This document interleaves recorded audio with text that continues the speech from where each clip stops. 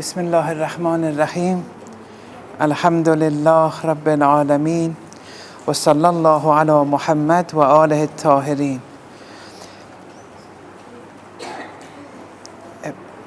This lecture is in relation to marriage, inshallah. And here again, like with the previous lectures, I'm going to give you a few principles. These principles will be very useful for you when it comes to marriage counseling. When a husband and wife come and you want to counsel them, with these principles you will have a better idea on how to counsel and which direction they are to take. We've established from previous lectures that our objective is to become Allah's Khalifa or successor, which means incorporating Allah's attributes. And the more of Allah's attributes we incorporate, the closer we become to Allah, the more Allah-like we become, because we're being more and more like Him, the more attributes we incorporate.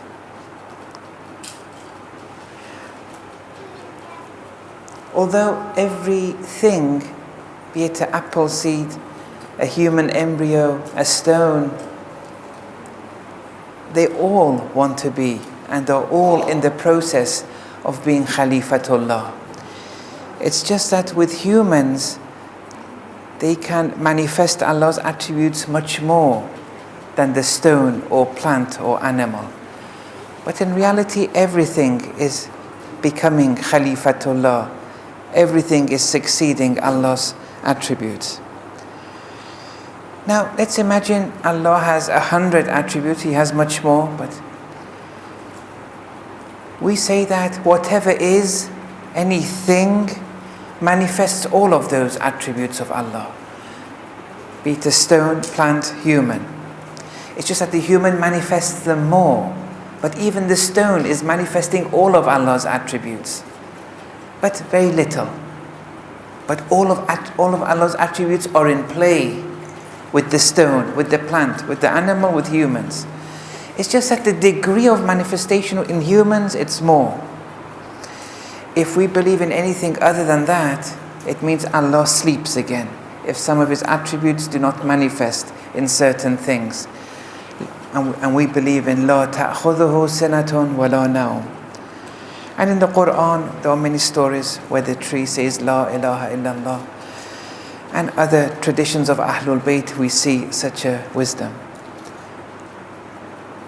Now let's imagine Allah has 100 names, just for reasons of simplicity. In relation to humans now, men and women, when you look at those 100 attributes of Allah, there are some attributes, irrespective of whatever background you come from, Amazon, Tanzania, America, you say that some of these attributes manifest more in the man compared to the woman. And so you note them down. Look, we want to speak about the identity of what it means to be a man, and the identity of the woman, what it means to be a woman. This is an Irfani approach. The Fuqaha have one definition of what is a man and a woman. It's usually a function of their anatomy. The theologians have another approach on what is a man and a woman. When it comes to the Urafa, they look at Allah's attributes. When you look at these attributes, there are some of these attributes, they exist in the man and the woman, but they manifest in the man more than the woman. And it doesn't matter whether the man belongs to a tribe in the Amazon, they belong in this country, or in the West. In all these different tribes and civilizations and groups, it's an anthropological study. They will all accept that these certain attributes of Allah, they manifest more in the man compared to the woman. Not that the woman doesn't have them, but it manifests more in the man. So you write them down. And then there are some attributes of Allah that are manifested in the woman more when you compare it to the man. Once again, irrespective of where you come from, what tribe, civilization, background, whatever. So, in order to establish from an Irfani point of view, what is the identity of the man and what is the identity of the woman, what's the essence of the man, what's the essence of the woman, what it means to be a man, what it means to be a woman, and how a man must act manly and in what way must a woman act womanly, one has to see what are those attributes. And this is something where the Urafa have written treatises upon, on this point. Some of them are publishable, some of them are not.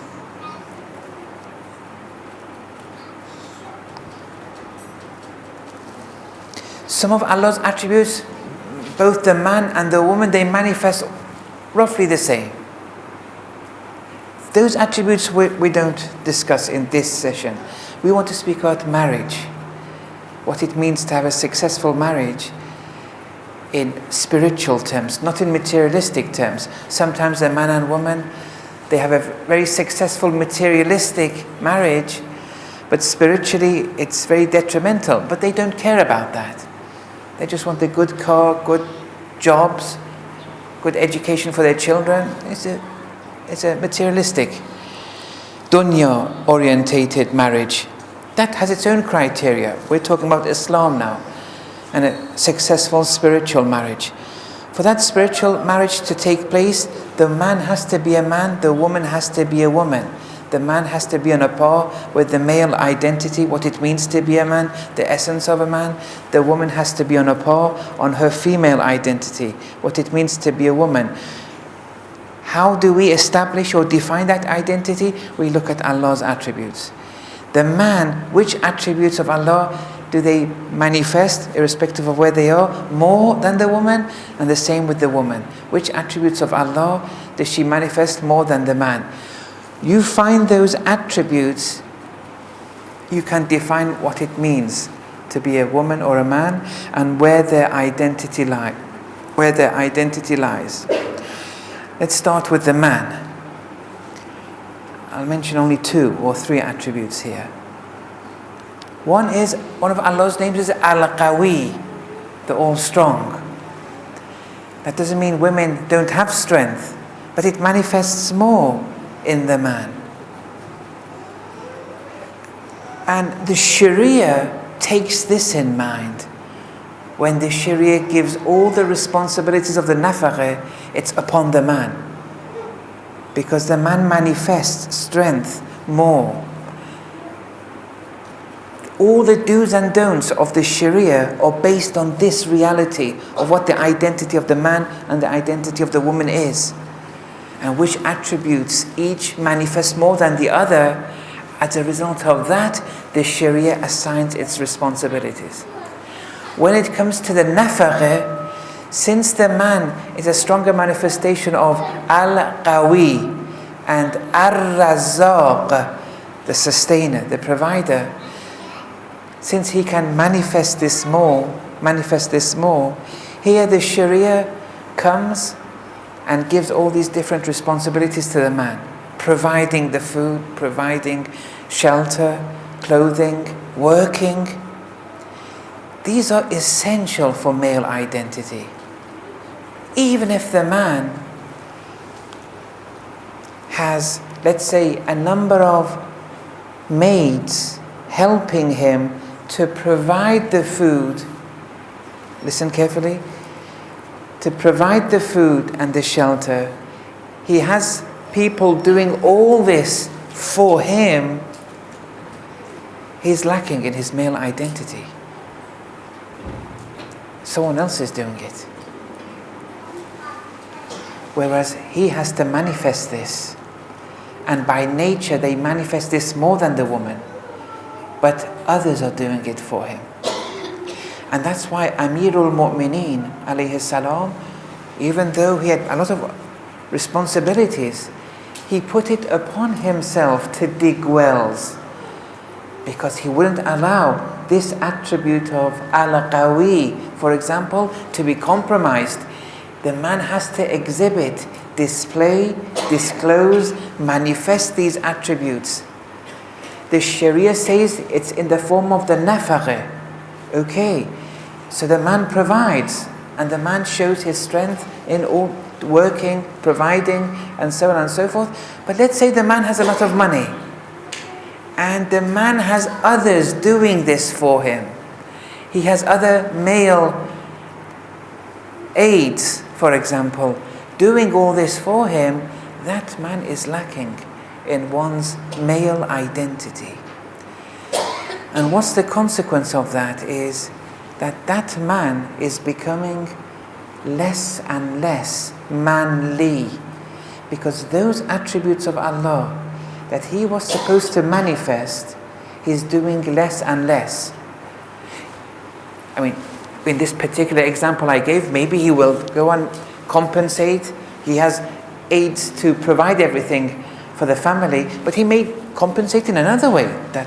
I'm just giving you some general principles here.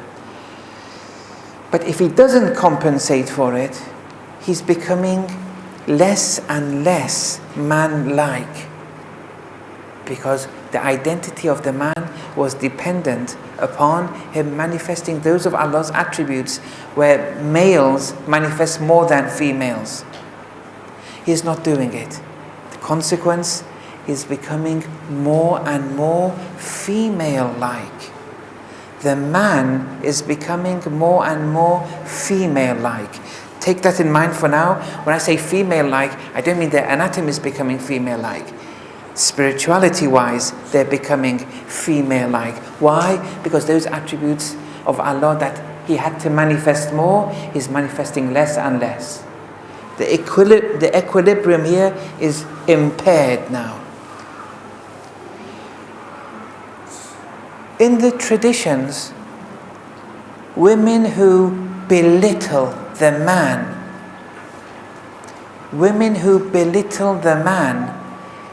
in the domain of al-qawi and al-razzaq, and other attributes, but I'm focusing on these two for now. They belittle the man, not because of his beauty or that kind of thing. They belittle him because, why aren't you working? Why don't you do this? Why don't you provide this? Why don't you put enough effort? Why don't you put endeavor? The fact that the man has to manifest those attributes, that's the man's responsibility. But when the woman belittles the man in these areas, they're belittling that which is essential to the male identity. The traditions of Ahlul Bayt say those women are cursed.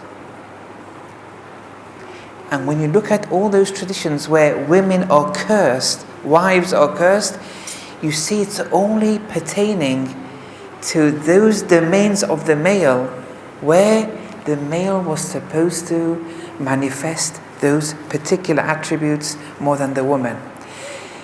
That's the man's responsibility. He has to do it. The woman has to be an aid, a help, and enhance the man to commit these actions. But if she mocks the man or belittles him in any way, then her divine mercy will be shortened, lessened, or cut. But the consequence was that the man is becoming less man-like, and this anatomic man is now more and more female-like in spiritual terms, not in psychological terms, not in anatomic terms, not in genetic terms. In spiritual terms, this man is more and more woman-like. That's a very important conclusion, because we'll come to this at the end. Let's now go through the woman now. In relation to the woman, which attributes of Allah is she supposed to manifest more than the man? Which attributes by nature does she manifest more than the man, irrespective of her background? It may be in Amazon, Tanzania, or America. It's anthropological. You can prove all this anthropologically. Those attributes, there are many of those. I'll mention 2 or 3. One is Ar-Rabb, which means the all-nurturer. Allah is the all-nurturer, the all-cherisher. The man also cherishes, but the woman manifests nurturing much more than the man. Imam Khomeini rahmatullah alayhi, in one of his works, he says that the effort and reward that the woman has in nurturing over one night, in nurturing the infant, and he doesn't, say the religious woman or the practicing woman. He says woman, the responsible woman or the irresponsible. No, the woman who nurtures only one night of the newborn. That the effort there, the reward there, surpasses the effort and reward that a responsible father shows to the child over years. I can't remember, maybe 10 years, or he maybe didn't specify the number of years. That's an Arif speaking. Only an Arif could give a statement like that. Not that the responsible man doesn't nurture. They nurture too. But the woman's nurturing manifestation is much more than the man. Now don't get me wrong, nurturing isn't just confined to nurturing children, although that's the most important part of it. That's the maximum manifestation of it. But some women may not succeed to have children, they can still nurture. But Ar-Rabb, the all-nurturer, is manifested in the woman much more than the man. And it's very easy to establish that, because at the end of the day, a woman has a womb. A man doesn't have a womb. This womb by nature shows that her nurturing manifestation is much more than the man. So one is her rububiyyah, her Rabb. Another attribute is Ar-Rahman, Allah's mercifulness. The man also has mercy, but the woman, her manifesting mercy is much more than the man. Not that the man doesn't have any, but the woman's, she can manifest it much more. And this we can see with the sacrifices she undergoes. Not only the 9 months of gestation and 2 years of breastfeeding and the infancy and bearing them, you can tell them that she has a much more merciful nature. And finally, her Jamal, her beauty. One of Allah's attributes is beauty. Now, I'm not limiting that only to a physical beauty, but physical beauty is part of that. That she manifests this beauty more than the man manifested. This is something very important, and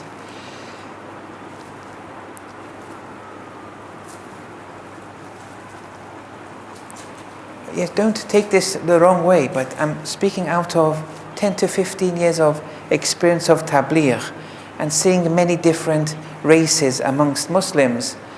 Although the Khoja women, they have a lot of positive points, especially when it comes to education and nurturing, especially when it comes to knowledge, the aspect that they pay much more attentiveness to it when you compare it with the men. But they have a weakness too, although I'm not generalizing, but it's something which they come to me, and when I've counseled many Khoja couples, I'm seeing this more and more. Although Lebanese couples have problems, Iranian couples have problems, but this I see more, or I have seen more amongst the Khoja women, is that whereas they should be displaying this particular attribute of Jamal, Allah's beauty, inside the house, not outside, they fall short. They don't pay too much attention to this inside the house for their husbands. And this is something which has serious side effects, not only for the marriage, but for them as individuals, and their female identity will be compromised. In Islam it says beautify yourselves in the homes, even if it's a necklace, but beautify yourselves. Dress in an adorning way. Just wearing what, like male pajamas in front of your husband, that's going to put him off. And even if the husband tells you, I don't like makeup, that's his problem. But you have to continue. You can't sacrifice your female identity. He has a problem if he says, I don't like you to wear makeup inside the house. He has to have counseling. The woman, though, has to beautify and adorn herself inside the home, in front of the mahrams, especially the husband, of course. And here, if she fails in this beautifying manifestation, if she fails in her Rahmani, merciful manifesting, if she fails in her nurturing capacity, the more she fails in these 2 or 3 attributes, the less and less woman-like, in spiritual terms, she will become. And here the consequence is, the more and more man-like she will become. And that's a serious side effect here. So look, where are we going with all this? A couple come for marriage counseling. Let's say after being married for 10 years, they have problems. The counselor, the spiritual counselor, otherwise the economic counselor, the materialistic counselor, the financial counselor, all those different counselors have they look at the issue from a different lens. But the spiritual counselor, this is how they look at it. They look at the woman and they have the list of attributes that she should be manifesting more. And they ask through questions, they see whether she is manifesting those attributes that she should be manifesting. If she is manifesting them standardly, or is it below standard. So they ask questions to the man and the woman to see if the woman is manifesting as she should be Allah's Rububiyyah, Allah's Jamal and Allah's Rahmaniyah. Then he makes a note, or she makes a note, the counselor makes a note. The same with the man. His Allah's strength, Allah's sustaining and providing. Is the man manifesting these on a standard degree or level, or is it substandard? This is a very difficult process. It's not very easy to establish. It needs a bit of time and practice. The problem is this, that if the man is manifesting those attributes that he has to manifest more below the necessary threshold, he becomes more woman-like. We've established that. And what the result becomes, what the consequence of this marriage is, it's a homosexual, spiritual homosexual marriage between 2 women in the spiritual sense. Look, we're not talking about homosexuality in the fiqhi sense. We're talking about homosexuality in the spiritual sense. There are 2 women are married here in this spiritual marriage. Something has to be done quickly. If the woman is compromising her nurturing capacity, or merciful capacity, or jamali capacity, and as a result becomes more and more man-like, in the spiritual sense, and the man does his duty on a par with how he should, and it's standard. Here we now have, in this marriage, spirituality-wise, 2 men in marriage. And that's deemed to spiritual failure. It'll be doomed to spiritual failure, like the other one was. The other one was 2 women marrying one another because the man failed in their duties. This one was the woman failing, 2 men being married spiritually. And I said the man becomes woman-like and the woman becomes man-like. Yes, it compensates, but the thing is, the man is failing in his spirituality separately, and the woman is failing separately. I mean, that doesn't mend things. So here, this is something very important. Sometimes the counselor sees, no, the woman is manifesting womanly attributes.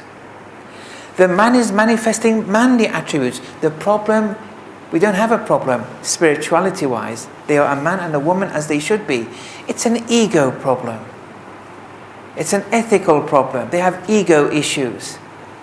That can be sorted out, especially with help from the community and different other parameters that can be made. That can be sorted. But if a homosexual marriage is set in its ways over a period of years, it's almost impossible to amend. I'm not saying it's impossible. It's almost impossible. You can't mend this marriage anymore. One of them has a real right here. Although divorce, we should never speak of divorce. That's the last, means. It's the so-called worst halal. It's the last resort. And that has to be implemented very importantly.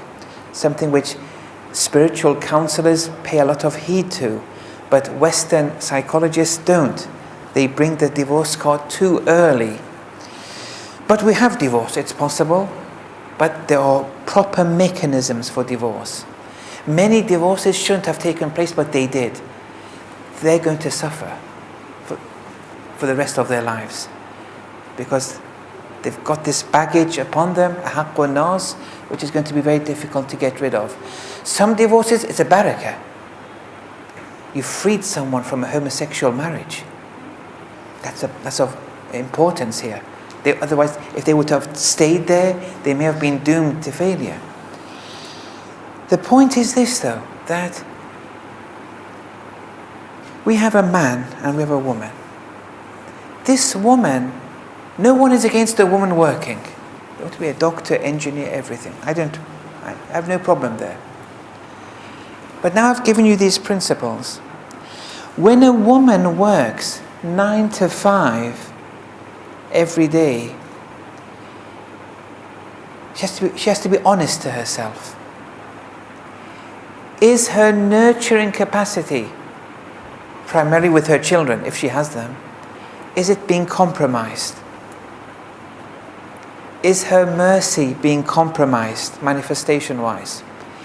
Is her jamal being compromised? If it is, at what cost are you working? Is it for money? More money? Look. For money, you're compromising your female identity. Everyone has to evaluate themselves. I'm not judging anyone or I'm saying everyone, these are the principles you have to be honest to yourself with. You're working 9 to 5. And if you're a doctor, for example, you have very difficult shifts. If you're another every profession has its own challenges. You're working 9 to 5, and then you're compromising your nurturing, your jamal, your mercy. Now, she may say, the female doctor may say, well, actually, I'm doing it I'm manifesting that nurture and mercy to the patients. Who are you fooling? In the West, junior doctors, let alone senior specialists, have such a difficult 80-plus hour weekly program. They don't know what they're doing sometimes. They treat the patient as a goods, not as a human being sometimes, the way they treat them. And I don't blame them. They have such a hectic schedule. In Iran, and this unfortunately it's worse than in the West. In Iran, this is very pathetic. The doctor is seeing 2 or 3 patients at a time. Before the first patient has left the room, the second patient has entered and is undressing behind the curtain. Look, that's, putting aside the absence of ethics of such a protocol, the thing is, where is nurturing in that? You're nurturing your financial needs more. If you want to be a doctor, and for you really it's for nurturing patients, well, work part-time. If you want to be a doctor, it's the knowledge aspect, which is very good. Work part-time. Why are you burdening yourself? When you burden yourself, by default, you're going to compromise with those attributes that you should be manifesting more. And that's the wisdom and the philosophy behind those traditions that say the woman is like a curved rib bone. It may seem medieval, but it's very delicate. It's a very intricate meaning here. What does it mean? The tradition says when you want to straighten the rib bone, the curved rib bone, it'll break. Let it be. Now look how the Sharia comes and says, let the woman be. She has no nafaqa responsibilities. Compared to the nafaqa, all those responsibilities the man has, the woman only has 1 or 2 very small wajib things, very in relation to the man. And even those she can even limit if the man doesn't commit his part of the nafaqa. But because of this, the Sharia says, let her be. Don't give her nafaqa duties. The Sharia doesn't want to add these chores through her, otherwise she'll break. You burden her, she'll break. She breaks, what's the problem? Those manifestations are going to be compromised. If those manifestations become compromised in a woman, society will be compromised. And that's why Imam Khomeini rahmatullah alayh says the prosperity or the wretchedness of any society depends in the laps of their mothers. It depends how they're being nurtured. So the salvation, the happiness, the success of any society is a function of a successful mother. But if the mother is going to burden herself, that's going to cause a problem here. For example, if your husbands bring aids for you to do the hoovering, to do the washing, rather than you doing it, that's something very noble of them. Why? Because then you can focus on manifesting those attributes more and more. This is qualitative enhancement with the child, with other members of the family. You can do that. But if you want to do the washing and the hoovering, which Islam hasn't assigned, not that it's bad if you do it.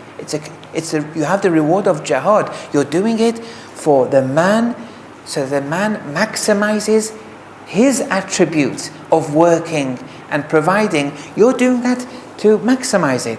That's good. But most women may fall, may become burdened. It's difficult. It's not any woman's job to do the hoovering and the dishes. It's very difficult. If you're of that type who are very strong and you can do it, that's very good. If you're not, get help from your husband. You get aids, they will do it. You can focus on those attributes more. It'll help you. Every woman is different. Some women, they do everything and the child is with them. You must say, they kind of tie the child around their backs or front and they do all the chores and they don't groan. These women, and they manifest those attributes. The Jamal is still there. The mercy is still there. These are very unique women. These kind of women are very free. They are free in the real sense. They're not after anyone's pity. They do everything themselves, but they're very rare nowadays. And we shouldn't expect a woman. We shouldn't really speak in ideal terms. We're all weak. We shouldn't. Lady Fatima alayhi salam is our model. But okay, if you want to be like her, bit by bit, slowly. You can't from day one be like her. Slowly, work on yourself, attribute after attribute, week after week. In the beginning, you would need help. You can't be like her from the beginning. You can't be like her at the end either. But you can be closer and closer and be more and more Fatima-like, alayhi salam. But you'll never be like her. So you get help. Now, a man, when is a man cursed, those attributes of mercy, Jamal, Rububiyyah, if a man belittles the woman in these areas, even though the woman, she has to do her duty, that's to do with her. If the man belittles her in these areas, he's going to be cursed. And we have the same with the woman, the same applies with the man. And when you look at all the traditions of Ahlul Bayt, in relation to marital relations, when you look at all the traditions, this is a holistic approach. You see, those traditions which say that the man is cursed are usually in those domains where the man has belittled the woman in the manifestation of those particular attributes. The woman should get help, and the man has to get help too. But that which they have to always have in mind is that I'm a man and you're a woman, and we shouldn't let these attributes be compromised. We shouldn't let that happen. If working a very hectic schedule, whatever the work is going to compromise one's identity, that's going to cause a lot of problems. Okay, inshallah, I'll stop there. And yes, wa sallallahu ala Muhammad wa ala ta'ala. Would teaching be considered a suitable profession for a mother whose children are in school? She can be home with her children and also manifest nurturing during the day. Yes, that's okay. If she's a qualified teacher, that would be okay. And she has to evaluate herself. So we're assuming she's a qualified teacher, not a volunteer teacher. Because, when you want to bring teachers for your children, they have to be qualified. You have to bring the best teachers, best mathematics, science, geography, history. Not necessarily just volunteers. They have to be well qualified. But let's assume they are well qualified. Now, she has the choice to nurture at home or teach or a bit of both. I'm not here to say which one to do. You have to. You know yourself better. I'm just saying the principles. The principles that don't let those manifestations of those attributes be compromised. But that's your decision. I'm not here to judge, and no one should be judging the other. Everyone for themselves. Everyone is alone in Qiyamah. Can you give a few more examples of attributes for women to manifest, please? No, I can, but they have to be explained. Yes. What if the purpose of working is more for a good mental health while the child is taken care of with grandparents? Yes, that's a good point. Let's say a mother has a mental problem, a mental health issue.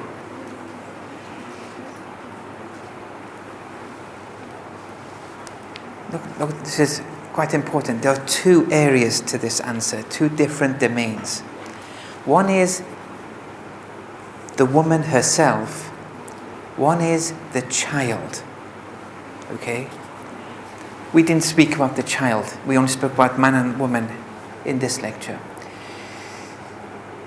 Sometimes the woman, she's honest to herself and says, I have a mental health issue.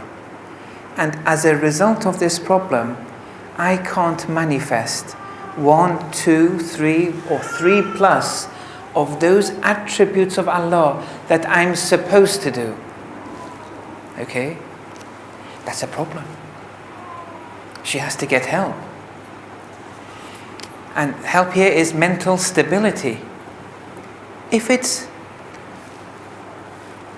a clinical mental health issue, i.e.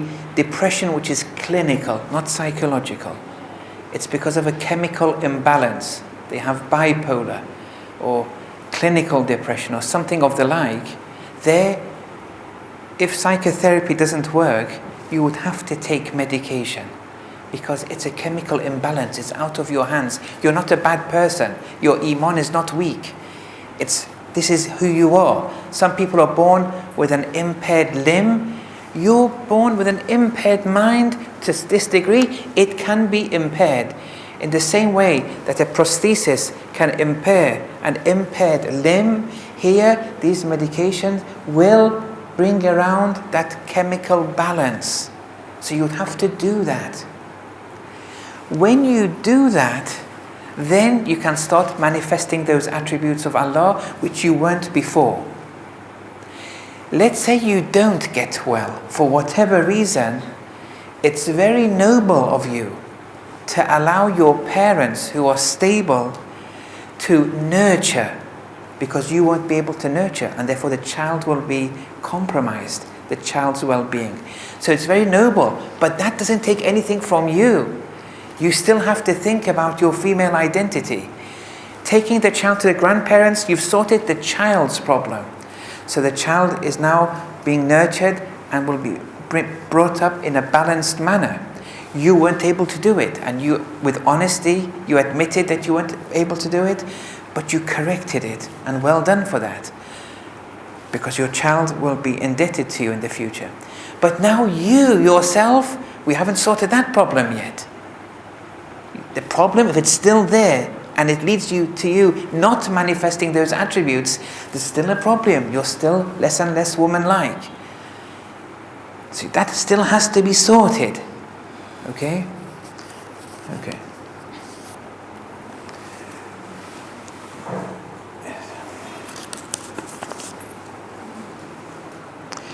Are we assuming that the attributes are manifested during the first stage of the upbringing of the child?